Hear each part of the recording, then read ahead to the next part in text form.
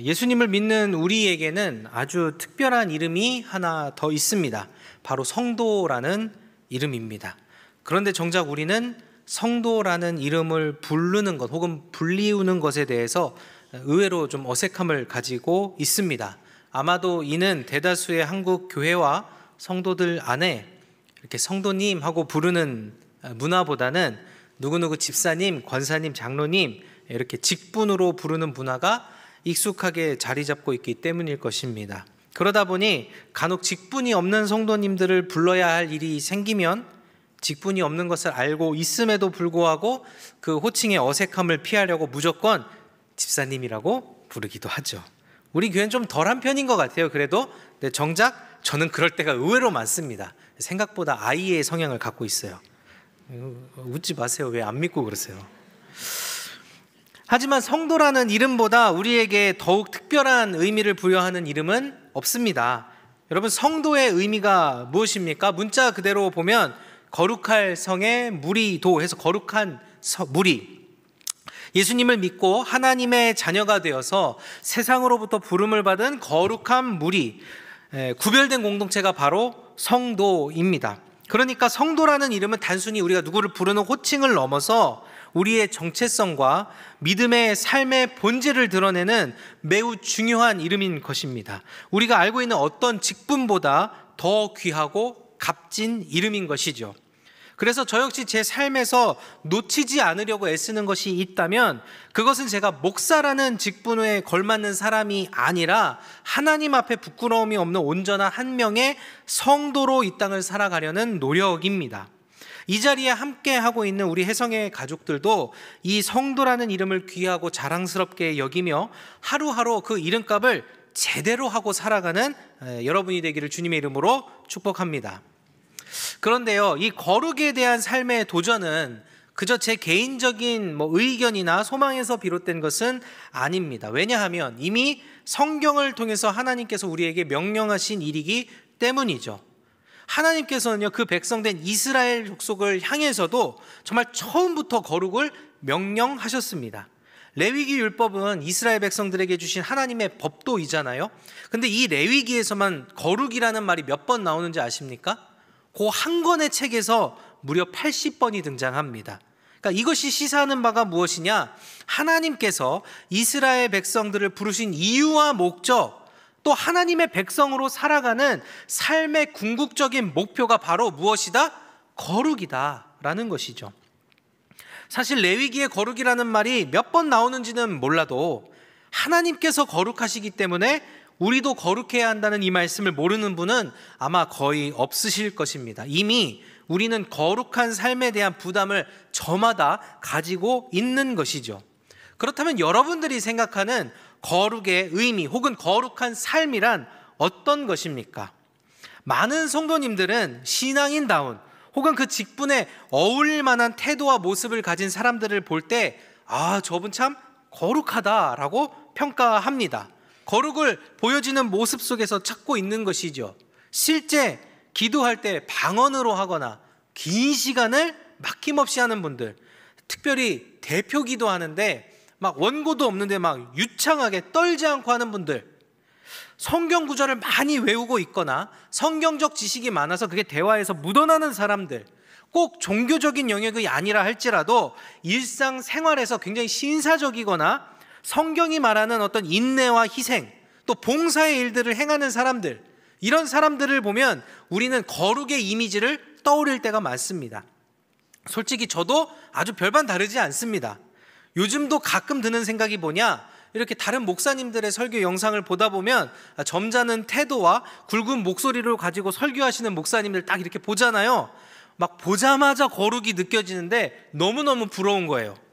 여담이지만 여러분, 저도 제가 이렇게 가끔 설교를 하고 나면 제 설교의 영상을 이렇게 모니터링 합니다. 되게 어려워요, 제 목소리를 듣는 게. 근데 그 영상을 보잖아요. 목소리는 한없이 앵앵거리고 몸짓이 방정 맞아가지고 눈을 씻고 찾아도 거룩을 찾을 수가 없는 거예요. 엄청 상심합니다, 사실 제 영상을 볼 때마다. 그런데 이런 사람이 설교를 하는 걸 여러분들이 듣고 은혜를 받으시는 걸 보잖아요. 제가 확신하는 게, 이야, 하나님 살아계시구나. 어떻게 이런 설교에 은혜 받지? 나도 못 받고 있는데 내 설교에. 여러분은 참 감사하고 하나님께 감사합니다. 우스갯소리와 함께 말했지만 아마 여러분들도 저와 비슷한 기준으로 보여지는 자신의 모습과 행동, 태도를 통해 어떻게든 나의 거룩한 삶을 살아내고자 애를 쓰고 계실 것이라고 생각합니다. 그런데 과연 이와 같은 외적인 행위와 태도를 지향하는 삶이 정말 성경이 말하는 그 거룩을 이루어가는 삶의 방법이라고 할 수 있을까요? 결코 그렇지 않습니다. 사실 저희가 성경을 펼쳐보기도 전에 우리의 경험만 놓고 보더라도 이것이 결코 하나님이 명령하신 그 거룩을 이루어가는 올바른 방법, 제대로 된 방법이 아니라는 걸 어렴풋이 느끼고 있을 겁니다. 왜 그렇습니까? 아무리 다짐하고 결심해도 그 결심한 거룩의 행위들을 온전히 실천해내지 못하기 때문이죠. 매일매일 순간순간마다 우리가 무너지고 범죄하는 것을 우리 스스로가 반복해서 발견하고 있지 않습니까? 당연히 10년 전의 나보다 지금의 내가 조금 더 나아진 건 사실이다라고 말할 수는 있겠지만, 그렇다고 해서 나의 거룩이 몇 점이다 라고 여러분 묻는다면 몇 점이나 줄 수 있을 것 같아요? 저는 좀 나름 잘하고 있어서 90점쯤 됩니다 하시는 분 계십니까? 90점까지는 아니고 좀 겸손하게 70점? 여러분한테 물을 필요는 없을 것 같습니다. 제가 제 점수를 주면 몇 점일 것 같아요? 빵점이에요. 빵점. 진짜로 그렇습니다. 여러분, 제가 사람들 앞에서 교회 안에서 거룩한 척, 괜찮은 목사인 척하고 살아가지만 여러분, 아무도 안 보는 곳에서는요, 제 속에 있는 죄가 날마다 저를 뒤집어 놓습니다. 그런 제 모습을 보고 있으면 제가 얼마나 더러운 흙탕물 같은 존재인지를 새삼 깨닫는 것이죠. 제가 몇 번이고 했던 예시가 있어요. 자녀들을 키우다 보면 이런 제 모습을 너무 적나라하게 마주하게 됩니다. 제가 딸들을 향해서 방금 전에 우리 딸 사랑해 이렇게 해놓고 조금만 잘못하면 누구야? 야! 막 화내는 거예요. 뭐 하는 거야? 아빠가 말했어 안 했어? 그럼 애가 혼나가지고 울잖아요. 그러면 또 그 후회하는 거예요. 그래서 아빠가 미안해, 혼내서 미안해 이렇게 해놓고 다짐하죠. 절대 이렇게 혼내지 말아야겠다, 이렇게 불같이 화를 내지 말아야겠다, 잘 들어주고 점잖게 타일러야겠다. 5분도 지나지 않아서 야! 불같이 화를 내고 있어요.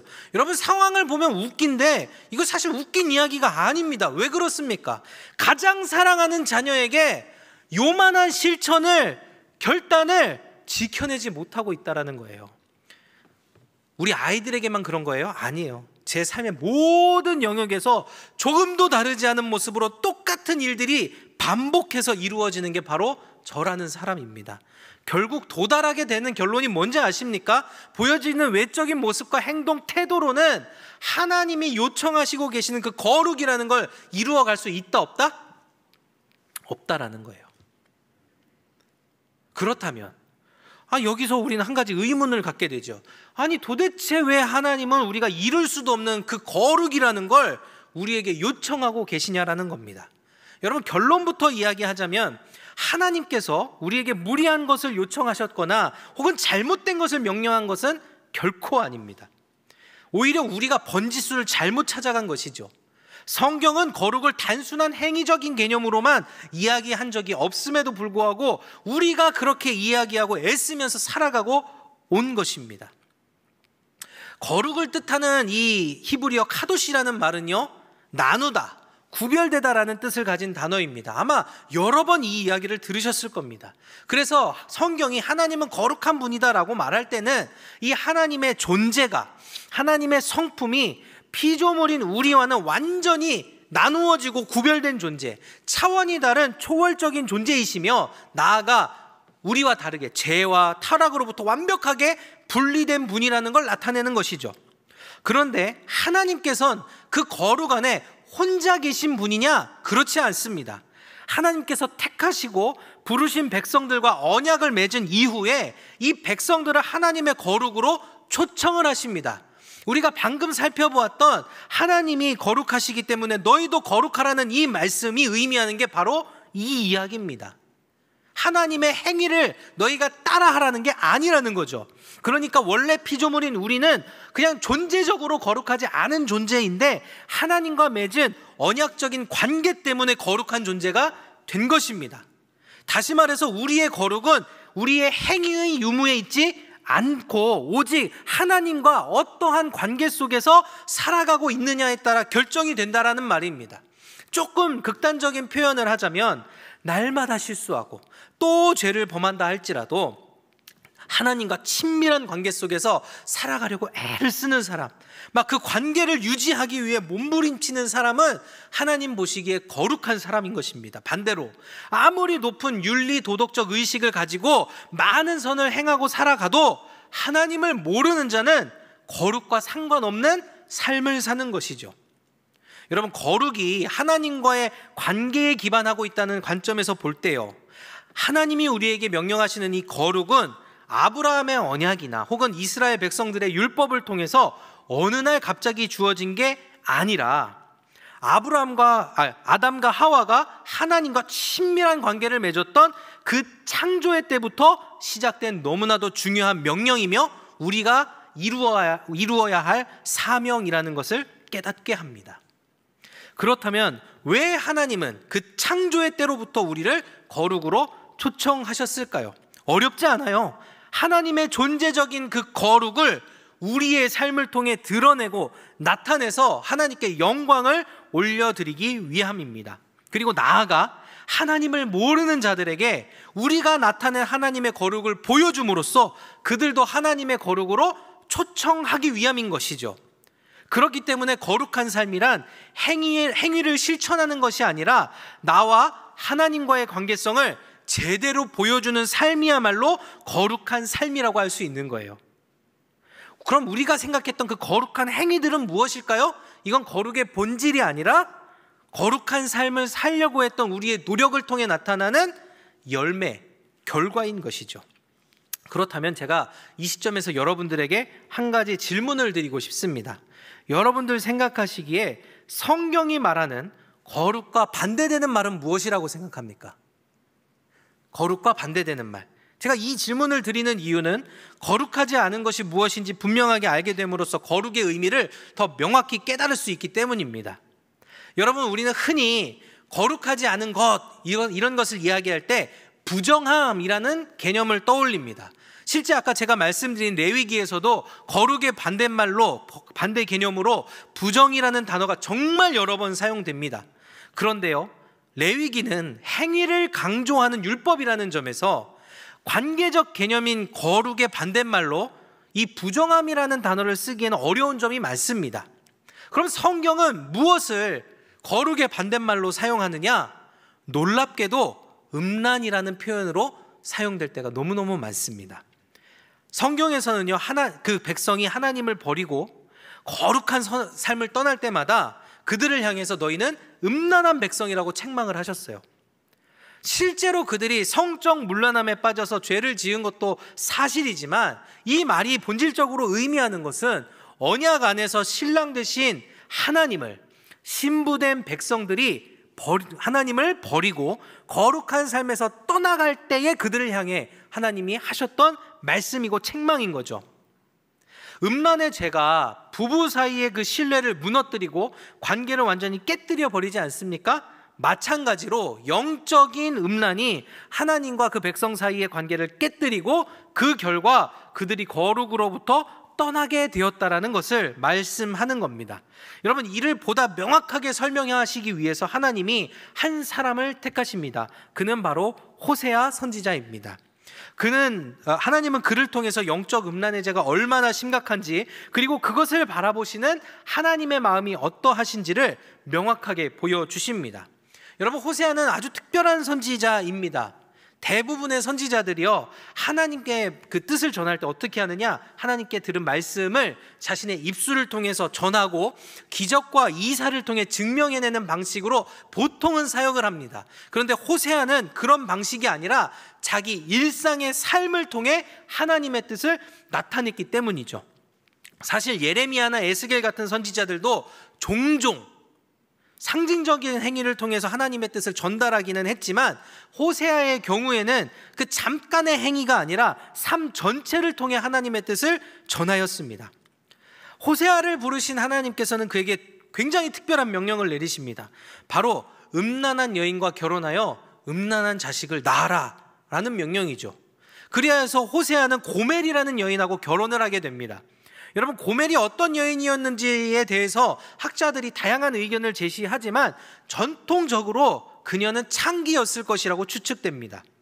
호세아가 창기와 결혼한 것은 당시 이스라엘 백성들에게 생각보다 큰 충격이 되었을 겁니다. 왜냐하면 율법은 제사장이 창녀나 이혼당한 여인과 결혼하는 것을 금지하고 있기 때문이죠.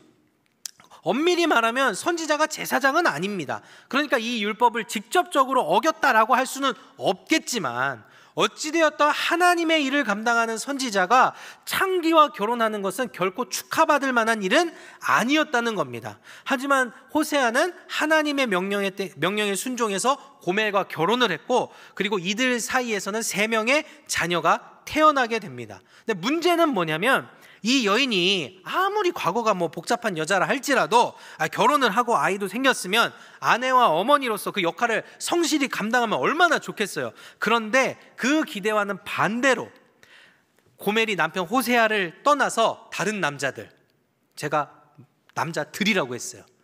한 명의 남자가 아니라 여러 명의 남자들과 음행을 했다는 것이죠. 여러분, 이 순간 하나님의 명령을 따라 이 고멜을 아내로 맞이하였던 호세아의 마음은 얼마나 낙심되고 또한 수치스러웠겠습니까?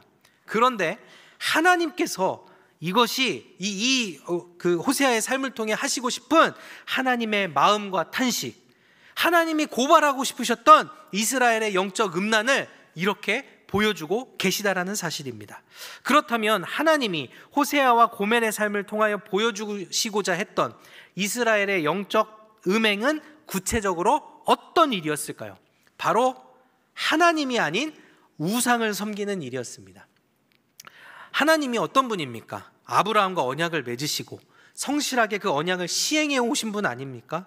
그 언약적인 관계 때문에 그 백성들을 늘 돌봐오셨고, 심지어 애굽에서 종살이하던 때에 그들을 구원하셔서 자기 백성 삼으사 가나안에 들여보내주신 분이 바로 우리 하나님이십니다. 그런데 이들은 그런 하나님의 모든 은혜는 다 잊어버리고 심지어 그 언약적인 관계까지 다 무너뜨리고 하나님이 아닌 우상을 사랑하며 섬긴 것이죠. 남편이 아닌 다른 남자들을 찾아 사랑을 했던 고멜처럼 말입니다.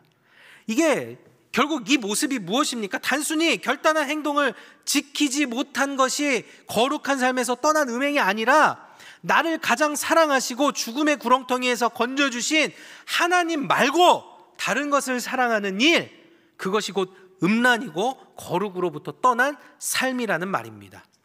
그렇다면 궁금한 것은 이거예요. 무엇이 사람으로 하여금 하나님이 아닌 것을, 다른 것을 쫓도록 사랑하도록 만드는 것일까? 하나님께서 오늘 이 말씀을 통해 그 이유 역시 우리에게 알려주시는데요. 호세아 2장 5절입니다. 이렇게 말씀합니다. 그들의 어머니는 음행하였고 그들을 임신했던 자는 부끄러운 일을 행하였나니 이는 그가 이르기를 나는 나를 사랑하는 자들을 따르리니 그들이 내 떡과 내 물과 내 양털과 내 삶과 내 기름과 내 술들을 내게 준다 하였습니다. 왜 떠났다고요? 나를 사랑하는 자들이 있었대요. 근데 사랑만 주는 게 아니라 물도 주고 떡도 주고 양털도 주고 기름도 주고 술도 주고 다 준다고 했다는 거예요.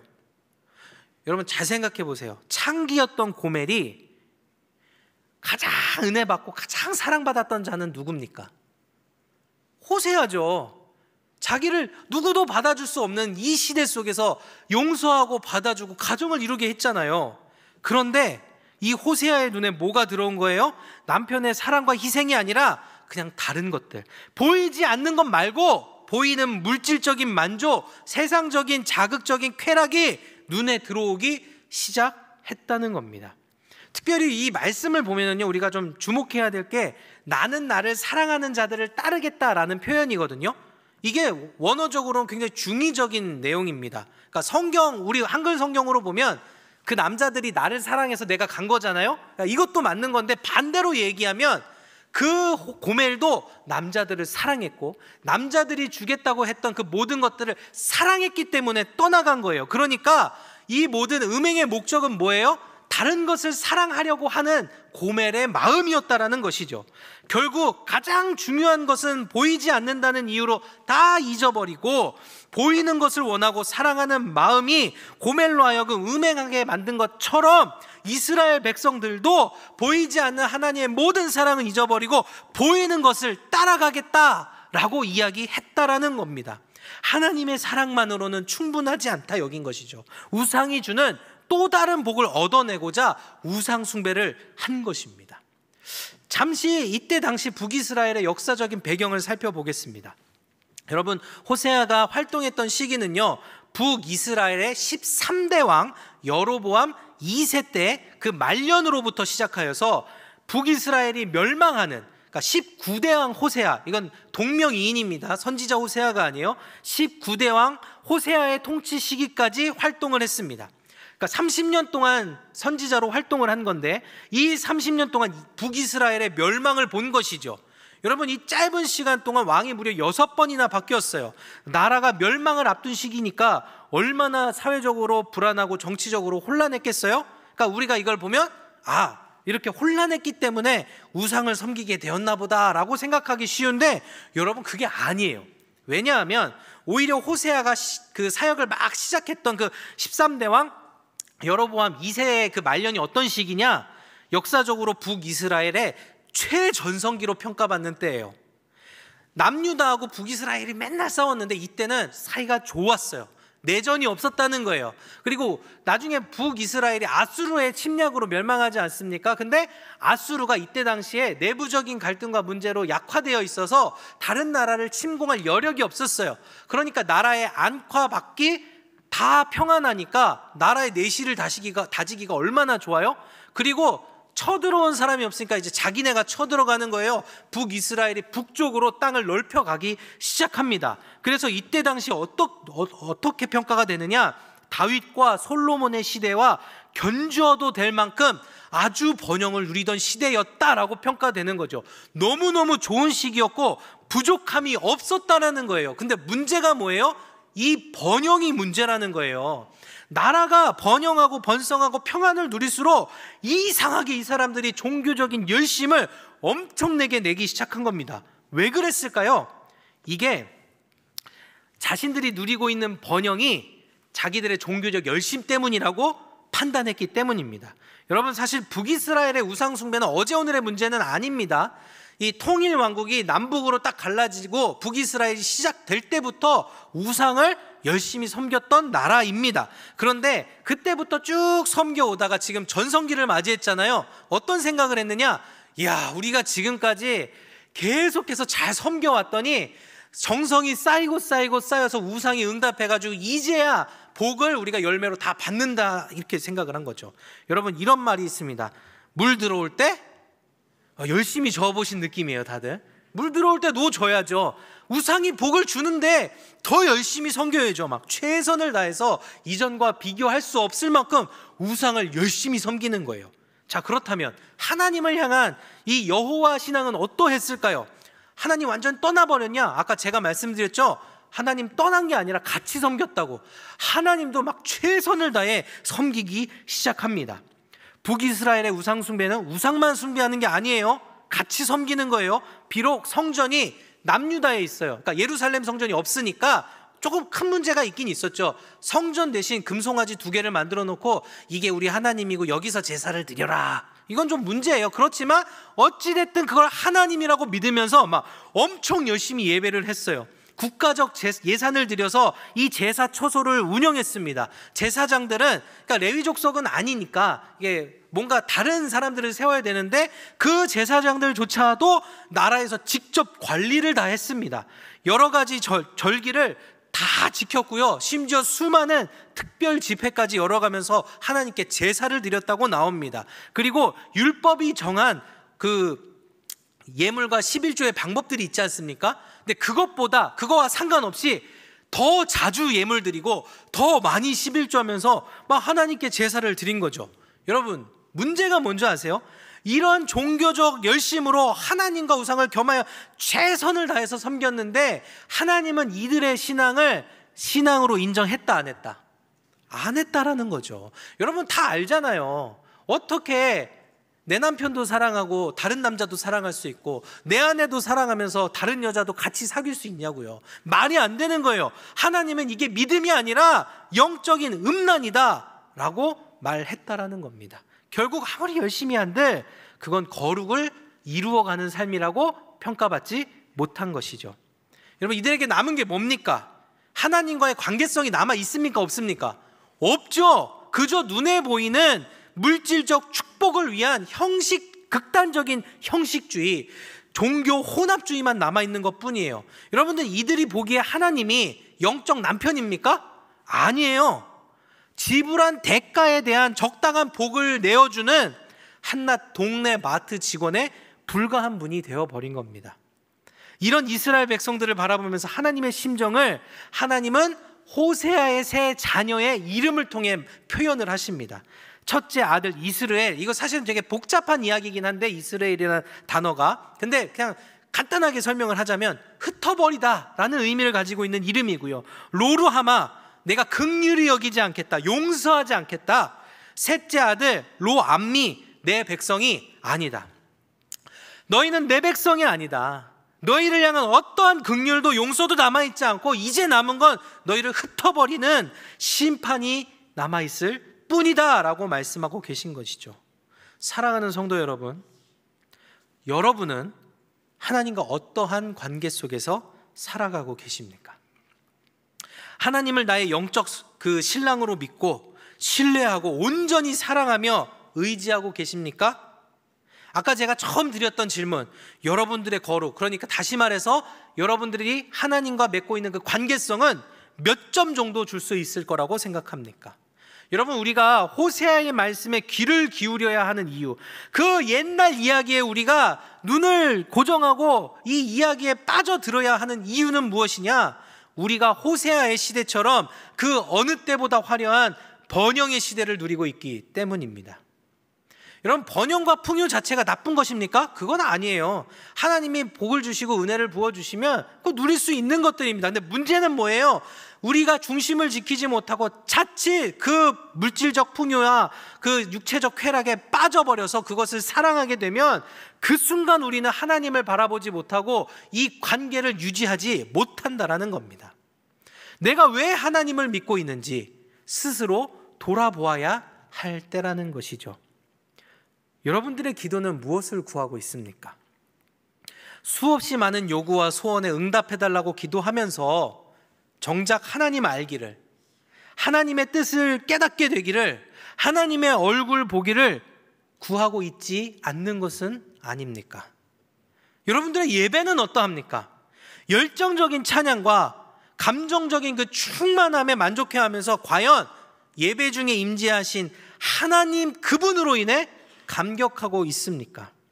나를 산 제물 삼아서 주님께 영광을 돌리고 헌신을 결단하고 삶에서 하나님의 거룩과 영광을 나타내는 삶을 살아가고 있냐라는 겁니다. 만약 우리 삶에 이런 것이 없다면, 우리 기도에 이것이 다 빠져 있다면 여러분 우리의 신앙은 거룩을 잃어버린 종교적 열심이요 세상적 욕망에 불과한 영적 음란입니다. 하나님은 이와 같은 삶을 이렇게 평가합니다. 호세아 4장 1절부터 2절 말씀입니다. 이스라엘 자손들아 여호와의 말씀을 들으라. 여호와께서 이 땅 주민과 논쟁하시나니 이 땅에는 진실도 없고 인애도 없고 하나님을 아는 지식도 없고 오직 저주와 속임과 살인과 도둑질과 간음뿐이요 포악하여 피가 피를 뒤음이라. 형식적인 신앙을 통해 결코 삶의 열매, 삶의 거룩의 열매를 맺을 수 없죠. 여러분 이 시대 속에서 세상이 왜 이렇게 기독교를 향하여서 손가락질하고 비판하고 있습니까? 이유는 진짜 단순하고 분명합니다.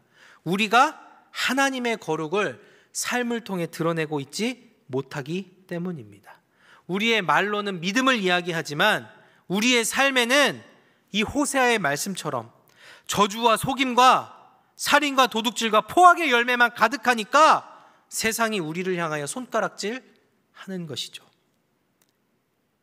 세상의 비난을 보고요, 서운해할 필요가 없습니다. 오히려 우리를 향한 시대의 경고로 듣는 지혜가 있어야 할 줄 믿습니다. 그런데요, 무겁기만 한 우리에게 하나님께서는 엄청난 반전을 보여주십니다. 여러분, 하나님께서 거룩을 버린 이 이스라엘 백성들을 향해서 지금 진노 중에 심판을 선포하고 계시지만 실제 하나님의 마음은 그게 다가 아니라는 거죠. 하나님의 목적은 이스라엘 족속의 멸절에 있는 것이 아니라 그들이 다시 하나님께 돌아와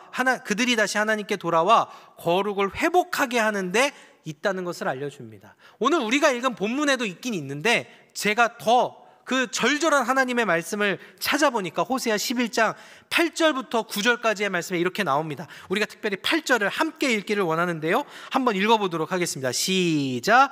에브라임이여,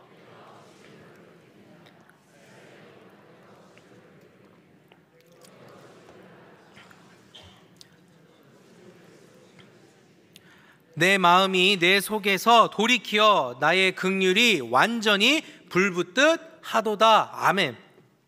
내가 어찌 너를 놓겠느냐, 내가 어찌 너를 버리겠느냐, 내가 어찌 하늘에서 떨어진 유황불에 멸망했던 이 아마드와 스보임 같이 너희를 그냥 내버려 두겠느냐.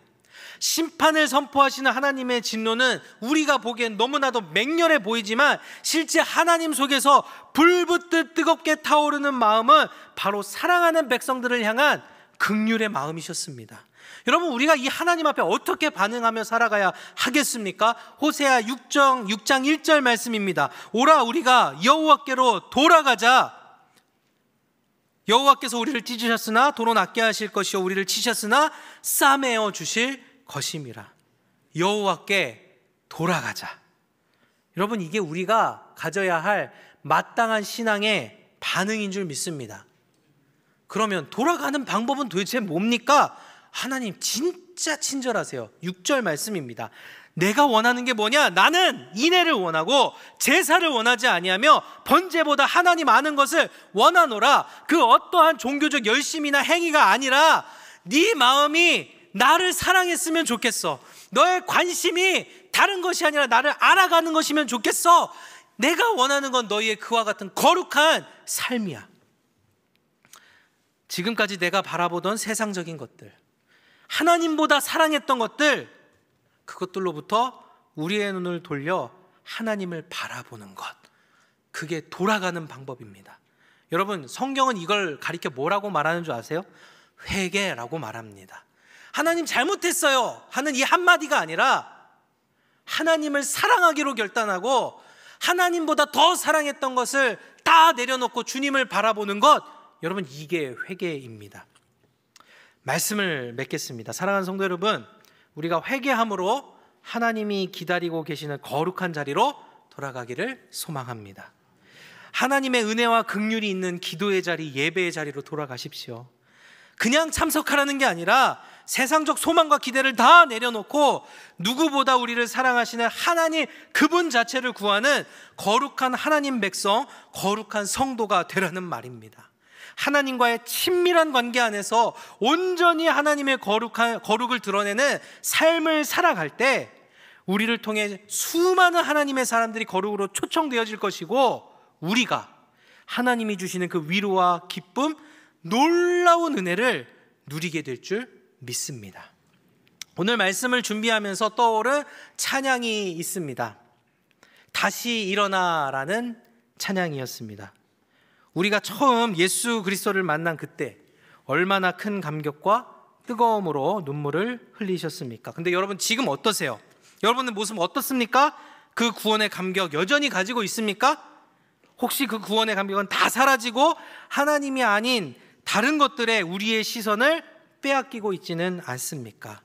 우리가 지금 이 시간 부를 찬양의 가사처럼 내 마음의 복음이 흥했던 곳으로 돌아가서 다시 한번 하나님을 만나고 그 사랑으로 인해 감격하게 되기를 소망합니다.